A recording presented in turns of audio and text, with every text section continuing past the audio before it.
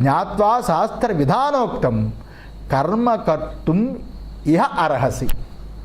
అందువలన నీవు శాస్త్ర విధానమందు చెప్పిన దానిని ఎరిగి తెలుసుకుని ఇచ్చట కర్మ చెయ్యు.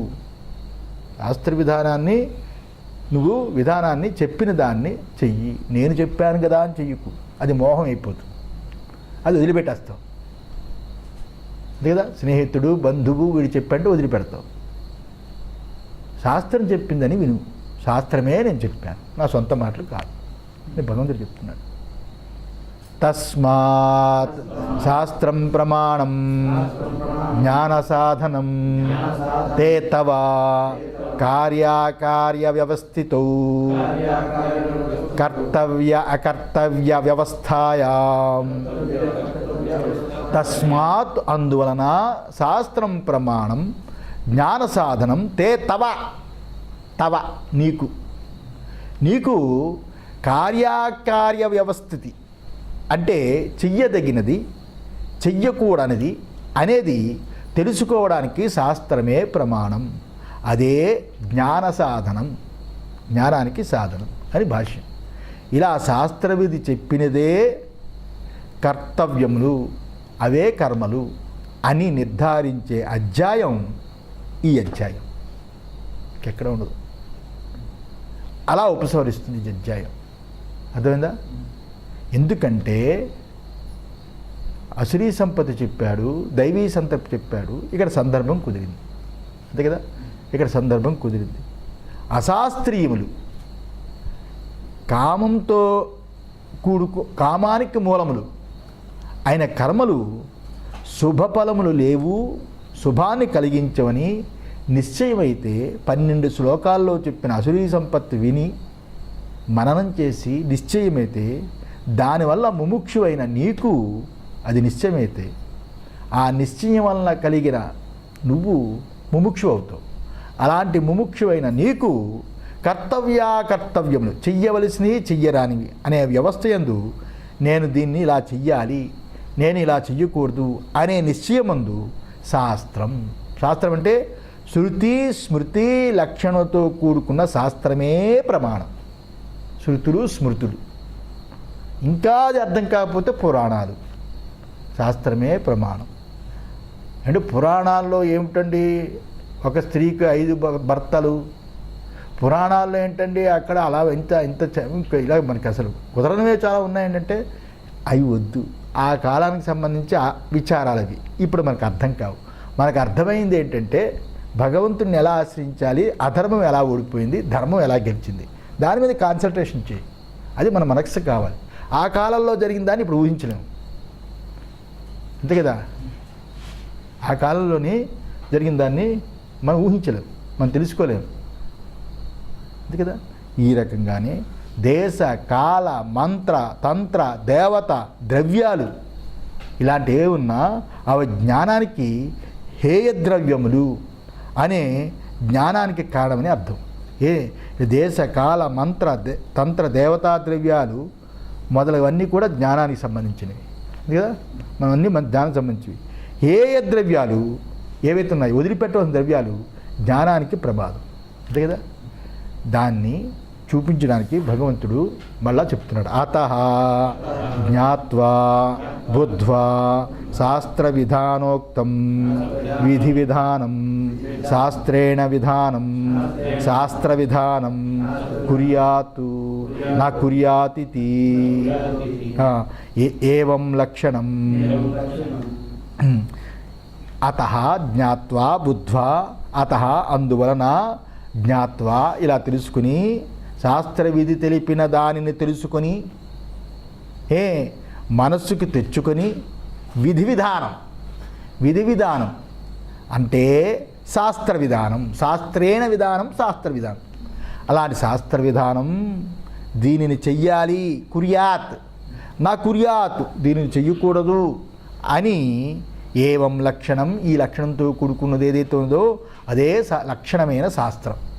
అలాంటి శాస్త్రం తేన ఉక్తం స్వకర్మ యత్ తత్ కర్తుం ఇహ అర్హసి.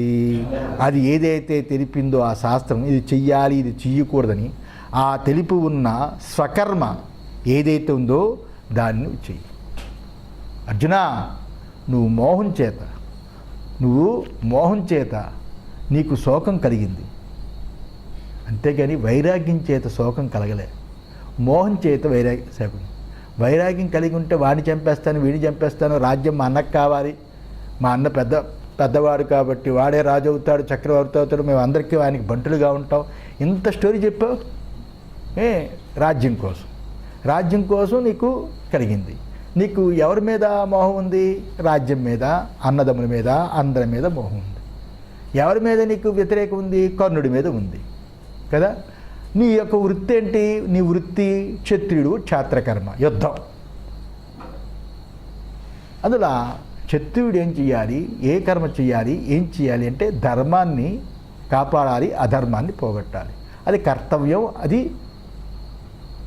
ఆచరించవలసింది. అకర్తవ్యం నువ్వేమన్నావు 1వ అధ్యాయంలో 2వ అధ్యాయంలో నేను ఇంకా యుద్ధం చేయలేను, వీళ్ళందరూ చచ్చిపోతారు, అందరూ చచ్చిపోతే వాళ్ళ నెత్తురుకూడి నేను తినాలా అని చెప్పి నువ్వేం చేసావు? యొక్క ధనస్సును వదిలిపెట్టావు, బాణాన్ని వదిలిపెట్టావు, అన్నీ వదిలిపెట్టి అస్త్ర సన్యాసం చేసావు. అస్త్ర సన్యాసం ఇది నేను చెప్పింది కాదు, శాస్త్రం చెప్పింది. నువ్వు క్షత్రియుడు, వృత్తి మర్చిపోవు, ధర్మాన్ని రక్షించు. ఆ రకంగానే బ్రాహ్మణులు ఎవరైతే ఉన్నారో యజ్ఞోపేతాలు తెంపిసి ఏదో 4 బ్రహ్మసూత్రాలు, చతుస్సూత్రాలు, లేకపోతే ఇంకోటో వేదాంతం 4 మాటలు విని, వేదాంతం 4 మాటలు విని, అరే సంధ్యావందనం అంటే ఏమనుకున్నావు? సంధ్యా సమయంలో వందనం. సంధ్యావందనం అంటే సంధ్యా సమయంలో వందనం. సంధ్యావందనం చేసి సూర్యుడు వాళ్ళు నీళ్ళు వదులుతుగా సూర్యుడు ఎవరనుకున్నావు? తేజోబన్నాలు. ఏముందిరా అంతా మిథ్యా, ఉన్నదే సత్తు.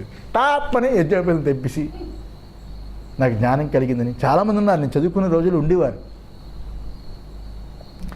చిన్న వేదాంతాలు విని యజ్ఞోపేతలు విని అస్త్ర సన్యాసం చేసినట్టు అక్కడ అర్జునుడు స్వధర్మాన్ని వదిలిపెట్టి పరధర్మాన్ని ఆశ్రయించి పశువులు మేసినట్లు బఫేలాగా పైన ఇలా నించొని తింటూ అందరితో కలిసి టక్కు గిక్కు అంతా వాడికంటే నేను షోగా ఉండాలని సెంట్లు కొట్టుకొని రోడ్ల మీద పడి తిని ఇలాగా. అన్నం అంటే ఏం చెప్పింది? వీడే చదువుతారు సాధువులు, సన్యాసులు, మిగతా ఎవరైతే వేదాంతం విన్నారో అలాంటి వాళ్ళు రోడ్డు మీద పడి నించొని తిని ఎక్కడ తినేసి వాళ్ళే చెప్తారు. ఏం చెప్పాడు భగవద్గీతలో? బ్రహ్మార్పణం, బ్రహ్మహి, బ్రహ్మాగ్రో, బ్రహ్మణాహుతం. అన్నాన్ని ఎలా తినాలో అని దానికి తాత్పర్యం ఉంది. తినేవాడు బ్రహ్మ, తినబడే అన్నం బ్రహ్మ. ఆ తినడానికి ఏదైతే సహకరిస్తుందో ఆ చెయ్యే సుక్కుసువాలు. నోరు యజ్ఞవేదిక, లోపట జఠరాగ్ని. సర్వం బ్రహ్మమయం. అన్నం పరబ్రహ్మస్వరూపం. ఆ అన్నమే మనకి మనస్సుని తయారు చేస్తుంది, పవిత్రమైన మనసుని తయారు చేస్తుంది, శరీరాన్ని నిలబెడుతుంది. అలాంటి శరీరాన్ని నిలబెట్టి పవిత్రమైన మనసుని తయారు చేసే అన్నాన్ని ಎಷ್ಟು వచ్చాడు అక్కడ పెడితే అక్కడ తినేట్టుగా మనం తింటావా? పశువుకి మనకి తేడా ఏంటి? ఇలా ధర్మాన్ని వదిలిపెట్టి, వృత్తి ధర్మాన్ని వదిలిపెట్టి ఈ రకంగా చేయడం కరెక్ట్ కాదు అర్జున. నిన్ను చూసి బ్రాహ్మణులు అసలే చెడిపోతున్నారు, నువ్వు చేస్తే ఇంకా చెడిపోతారు. నీ ధర్మాన్ని నువ్వు చెయ్యాలి. నేను చెప్తున్న శాస్త్రం చెప్తున్నా, నేను బలవంతంగా ఎందులో ఉంచట్లే. క్షాత్రధర్మాన్ని శాస్త్రం చెప్పింది చెయ్యి. అందువల్ల నీ స్వకర్మ ఏదో స్వకర్మయత్త తత్వ కర్తం ఇహారసి. ఎక్కడ తీసుకొచ్చారు భాష్యకారులు? నువ్వు స్వకర్మ ఏదో దాన్ని నువ్వు చెయ్యి. అర్థమైంది కదా? వదిలిపెడితే అసుడు కర్మ అయిపోతుంది, చేస్తే దైవీ సంపత్తి అవుతుంది. ఇహ ఇది కర్మాధికార భూమి ప్రదర్శనార్థం ఇది. ఇక్కడ కర్మకర్తుం ఇహ అహరస్య అన్నాడు కదా పదంలో. ఆ ఇహ అనేది ఏదైతుందో, ఇహ అనే పదం అర్థం ఎక్కడ అనే పదం కర్మాధికారి యొక్క అంతస్తును తెలపడానికి ప్రయోగించింది. ఇహ ఇక్కడ కర్మ భూమి ఇదే, మనుష్యలోకే. కర్మానుబంధీని మనుష్యలోకే అని చెప్పాడు కదా. మనుష్యలోకే అరే ఇహ అని చెప్పాడు.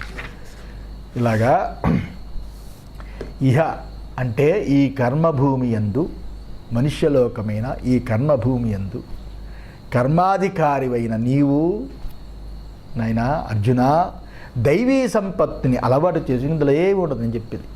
దైవీ సంపత్తిని అలవాటు చేసుకుని కామాది దోషాల్ని వదిలి వేదాది అర్ధజ్ఞానాన్ని పొందినవాడివి, శాస్త్రవిధి దృష్టమైన శాస్త్రవిధిని ఏదైతే చెప్తుందో ఆ కర్మనే తెలుసుకుని చెయ్యు. చిన్న వివరణ చెప్పి ఆపిస్తా.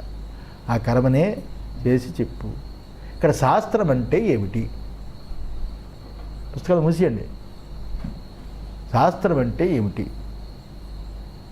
శాస్త్రం అంటే చాలామంది పదాన్ని వాడతారు. శాస్త్రం అంటే ఏమిటి అంటే అది మనల్ని ఎలా అసురీ సంపద నుండి విడుదల చేస్తుంది. శాస్త్రం మన అసురీ సంపద నుంచి ఎలా విడుదల చేస్తుంది. అసురీ సంపద నుంచి పచ్చిగా చెప్పాలంటే అమ్మ, నాన్న, తాత, తండ్రులు ఎవ్వరు విడుదల చేయలేరు. ఎందుకంటే వాళ్ళకి కూడా శాస్త్రవిధి తెలియాలి. శాస్త్రవిధి తెలియకపోతే వాళ్ళు కూడా అసురీ సంపదతో కూడుకుని ఉన్నారనుకో, వాళ్ళు కూడా విడుదల చేయలేరు. ఫేస్బుక్లో వాటిలో పెడుతుంటారు, దైవం ఎవరు? దేవుడా, అమ్మ, నాన్న, సమాజం అని. అందరూ తొందరగా ఎక్కువ ఏం పెడతారు? అమ్మ అమ్మ అమ్మ అని పెడుతుంటారు. జన్మనిచ్చింది మాతృదేవోభవ, అమ్మ కరెక్టే. శాస్త్రవిధి తెలియాలి, దైవీ సంపత్తి ఉండాలి. దైవీ సంపత్తు ఎవరి దగ్గర ఉంటుంది? గురువుల దగ్గర ఉంటుంది. ఆచరిస్తే అమ్మా నాన్న దగ్గర ఉంటుంది. అలాంటి అమ్మా నాన్న చెప్తే మాతృదేవో భవ కదా. అలాంటి మనలకి ఎలా ఆ అసుర సంపద నుండి విడుదల చెయ్యాలని తెలిపేది శాస్త్రం. శాస్త్రం అంటే మూలతః అర్థం వేదం అని అర్థం. శాస్త్రం అంటే వేదం. దానిని అనుసరించిన ఏవైతే ఉన్నాయో అవి స్మృతులు. ఆ స్మృతులు గౌణవృత్తి చేత శాస్త్రము అని చెప్పబడింది. శాస్త్రం అంటే వేదమే. దానిని అనుసరించి స్మృతులు ఉన్నాయి కాబట్టి గౌణవృత్తి చేత దానిని శాస్త్రమని చెప్పబడింది. శాస్త్ర ఉద్దేశం మనిషిని కామాదుల నుండి, కామ క్రోధ లోభములనే ఆ 3 ద్వారాల నుండి వాడిని తప్పించడానికి, ఆ కామాదులు యందు పరవశుడు కాకుండా తన కర్తవ్యాన్ని చూపించడానికి, ఆ ప్రవృత్తిని చెందినట్లు చేయడానికి పాపం శాస్త్రం వచ్చింది. అంతకంటే శాస్త్రానికి ఏ రకమైన కోరిక లేదు. దానికి బండారం అక్కర్లేదు, దానికి దక్షిణ అక్కర్లేదు, దానికి వస్త్రం అక్కర్లేదు, బంగారం అక్కర్లేదు. అసురీ సంపత్తు నుండి తప్పించడానికి చెప్పడానికి మాత్రమే వచ్చింది. ఇటువంటి కోరికలు కలవాడు ఇలాంటి ఫలం లభించాలని కోరుకుంటాడు కదా. కోరికలు కలవాడు నాకు ఇలాంటి ఫలం కావాలని కోరుకుంటాడు. అది సహజం. కోరిక లేనివాడు మనిషి కాడు. పశువులకే ఉన్నాయి కోరికలు. ఆ కోరికలు మనిషికి కూడా ఉండడం, అందరికి ప్రాణులకి మనసు ఉంటుంది కాబట్టి కోరికలు మయం మనసు కదా, కోరికలు ఉంటాయి. అంటే ఇలాంటి కర్మ చెయ్యాలి అని చెప్పే కామ్యకర్మలే కాకుండా వర్ణాశ్రమ వివేకాన్ని అనుసరించి ఇలాంటి కర్మలు తప్పక చెయ్యాలని చెప్తుంది. నీ కోరిక ఫలించాలంటే ఇలాంటి కర్మలు చెయ్యి అని చెప్తుంది. లేదండి శాస్త్రం ఏమో మూఢకాలంలో వేదకాలంలో చెప్పిన కర్మలు చెప్తుంది, ఇప్పుడంతా హైటెక్ కాలం, ఈ కాలంలో ఆ కర్మలు చేస్తే ఎలాగా, మా ఫలాలు ఎలా తిరుగుతాయి, నాకేమో టీవీ కావాలని ఉంది, నాకేమో 60,000 రూపాయలు సెల కావాలని ఉంది, నాకేమో హైటెక్ ఇల్లు కావాలని ఉంది. ఆ కామం తీరాలంటే వేదంలో ఉంటుందా? ఆ రోజులు హైటెక్లు లేవుగా, ఆ రోజులు సెల్ లేవు కదా. ఆ కోరికలు తీరుతాయా? ఏ కోరికలకైనా దానికి సంబంధించిన ఫలం చెబుతూనే ఉంటుంది. దానికి ముందు వర్ణాశ్రమ వివేకాన్ని అనుసరించి ఇలాంటి కర్మలు తప్పక చెయ్యాలి. మనిషి అనేవాడు ఇలాంటి సత్యము, ధర్మము, అహింస ఇత్యాది వాటిని పాటించాలి. మంచి మాటలే కదండి ఇవి, మంచిగా చెప్తుంది కదా. సత్యము, ధర్మము ఇవి లేకపోవడమే కదా సమాజానికి 4 కోళ్ళు. 1 పోలీస్ యంత్రాంగం, 2 మిలిటరీ యంత్రాంగం, 3 రాజకీయం, 4 కోర్టులు. 4 దిగజారిపోయాయి, అన్నీ అమ్ముడిపోతున్నాయి. ఈ 4టికి ఉండవలసిందేంటి? సత్యము, ధర్మము, అహింస కదా. అలాంటి ఇత్యాది వాటిని పాటించాలి. నిత్యకర్మలు శాస్త్రం ఈ రకంగా బోధించింది. రోజు ఒకసారి గుర్తు చేసుకోవడానికి భగవంతుని. అందుకని శాస్త్రాన్ని పూజించమని కాదు, భగవద్గీతని పెట్టి పూజించి కృష్ణుడే చెప్పాడని పూజించడం కాదు, అక్కడ కృష్ణాష్టోత్తరం చదవడం కాదు, లోపడిచేది చదవడం కదా. ఈయన ఎప్పుడు ఎలాంటి కర్మ చేయడం, ఎప్పుడు కూడా ఎలాంటి కర్మ చేయడం సరికాదు అని చెప్తుంది శాస్త్రం. నిషేధ శాస్త్రంలో ఎలాంటి కర్మ చేయకూడదో చెప్తుంది కదా, ఆ కర్మ కూడా చెప్తుంది. ఏమని చెప్తుంది? స్వార్థాన్ని వదిలి ప్రవర్తించే మార్గాన్ని ముఖ్యంగా శాస్త్రం తెలుపుతుంది. ఇది చేయకూడదు అని. స్వార్థం ఏంటంటే నాలిక రుచి కోసం తాగడం, నాకు నాలిక రుచి కోసం గొడ్డు మాంసం, అదే ఆవు మాంసం ఇలాంటివన్నీ తినడం, కేవలం తన సుఖం కోసం, స్వార్థం కోసమే కదా ఇంకో పశువుని బలి చేయడం చేత శాస్త్రం అసురీ సంపద అని పట్టు నుండి పురుషుణ్ణి ఇలా విడిపించాలి. జీవహింస చెయ్యకూడదు, అంత సత్వగుణంతో కూడుకున్న జీవుని చంపకూడదు. బాగా తమో గుణంతో ఉన్నవి చెట్లు, అవి తమో గుణం ఉంటాయి కాబట్టి దానికి నొప్పి తెలియదు, దాన్ని నరికినా నొప్పి తెలియదు, తమో గుణంతో ఉంటాయి. నిశ్చేటి ఏది ఇస్తారు కదా బాగా పెద్ద ఆపరేషన్ అప్పుడు పూర్తిగా తమస్సులోకి వెళ్ళిపోతాం కదా. నిద్ర అంటే తమస్సు అంటాం, అలాగే ఇది కూడా ఒక తమస్సులో పంపిస్తుంది. అప్పుడు ఏది కోసేసినా మనకు తెలియదు, పూర్తి తమో గుణంతో ఉంటాయి. అందులో సత్వగుణం రజోగుణం ఉండవు, అందులో ఎక్కడ కొట్టినా తెలియదు. పాపం గోవు సత్వగుణం ప్రధానంగా ఉంటుంది దాంట్లో కూడా. ఎంత తప్పు, ఎంత పాపం. ఏమంటే మీరు చెట్లు కొట్టడం లేదా, ఆ పళ్ళు తినటం లేదా, అన్నిట్లోని జీవహింస జరుగుతుంది కదండి అని చెప్పడం. దీనికోటి అరే గుణాలను బట్టి వాటికి హింస అనేది బాధ ఉంటుంది. చెట్లలో తమో గుణం ఉంటుంది, కోళ్ళు మేకలు వాటిలో రజోగుణం ఉంటుంది, వాటికి అంత బాధ అనిపించదు. గోవు సత్వగుణం ఎక్కువగా ఉంటుంది, అందుకనే పాలు ఇస్తుంది.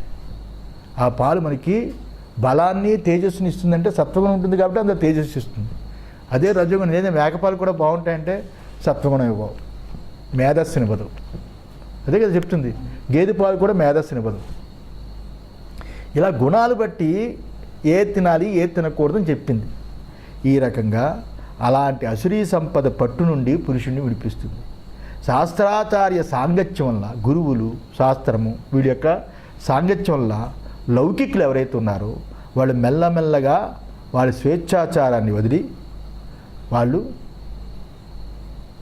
స్వాములు ఎవరైనా కలిసి అనుకోండి, ప్యాంటు షర్ట్లు వేసుకున్న అవన్నీ బయట పెట్టి పంచి కట్టి పైన కండువ యజ్ఞోపేతల్లాగా వేసుకుని స్వామివారి దగ్గరికి వచ్చి నకర్మణ ప్రజ అని భిక్షామని చెప్పి మార్పు, స్వేచ్ఛాచారం, హాయ్ అనే మార్పు పెద్దల దగ్గరికి వస్తే ఈ రకంగా వాతావరణం డ్రెస్ దగ్గర నుంచి తాగడం దగ్గర నుంచి, అమ్మో నించొని తాగితే స్వామివారు మంచిని తాగినా టీ తాగి తిడతారు రా, కూర్చొని తాగాలని కూర్చొని తాగడం, ఆ స్వేచ్ఛాచారాన్ని వదిలిపెట్టి ఆధ్యాత్మిక మార్గానికి మరులుతారు. అలాంటి కామాది త్యాగం ఆధ్యాత్మిక మార్గాన్ని ప్రవేశించడానికి ఇది చాలా అవసరం. ఇది అవసరం. శాస్త్రం యందు విహితమైనది చెయ్యకపోయినా, శాస్త్రంలో విహిత కర్మలు వర్ణాశ్రమ కర్మలు ఒకవేళ చెయ్యకపోయినా కామాదివశుడై నిషిద్ధాన్ని చెయ్యకుండా ఉండడం అనేది ఇక్కడ చాలా అవసరం. ముసలితనంలో చేయలేం, వయసులో ఉన్నప్పుడు చేయలేనంటే పోనే ముసలితనం వచ్చిందనుకుంటాం ఆ విషయంలో.